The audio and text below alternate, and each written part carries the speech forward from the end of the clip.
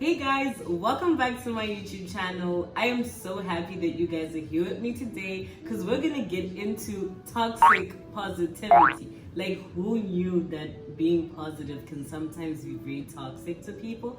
But anyway, we're gonna get deeper into that topic and talk about like the signs of toxic positivity, how you can avoid being toxic positive, and a couple of other things, so stay tuned. Toxic positivity is basically when a person believes that they should stay positive even in the worst situations. It's usually used by other people to sort of silence the basic human experience, especially when the emotions are negative or when people are facing failure. You invalidate someone's feelings just by being toxic positive. When a person is trying to express their emotions to you, you brushing it off or saying, nah, stay positive, you got this, or whatever else you have learned from the positive quotes you have saved on your Instagram profile can simply invalidate how a person feels, and they can feel like their feelings don't matter at all. A person can also feel very guilty for just not feeling okay, because the more that you are toxic positive and the more that people get flooded by those entire positive quotes on Instagram,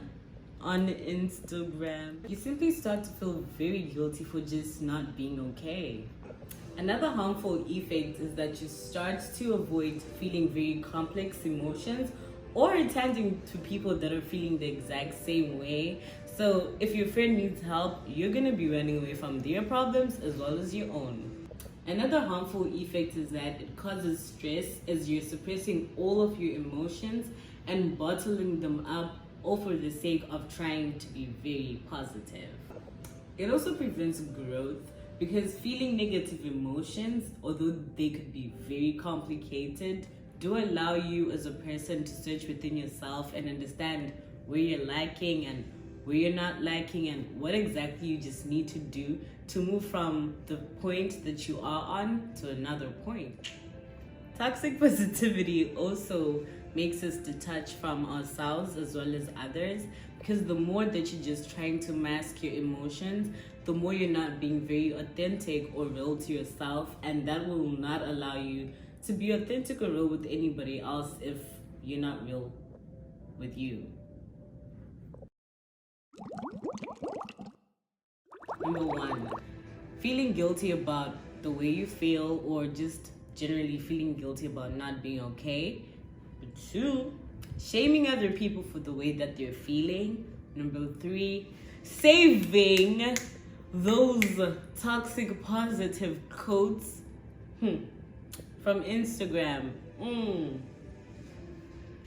Okay, honestly, saving them is pretty fine, but when you start to hide your feelings behind those feel-good quotes, now you're being toxic positive. Another thing is trying to get over your negative emotions or just brushing them off, and as well as invalidating other people's feelings. So if any of your friends are actually toxic positive, keep them and share this video, like, comment, subscribe, but don't leave because we've got some ways you can avoid being toxic positive. So for starters, you need to be really realistic about your feelings. If you're supposed to feel upset about a situation, don't feel overly upset about a situation. You know what I'm trying to say? Like, you should at least know the extent your feelings should go. So when you're also being realistic, don't just be happy in sad situations as well. Don't just try to force yourself into certain feelings that you're not feeling like feeling.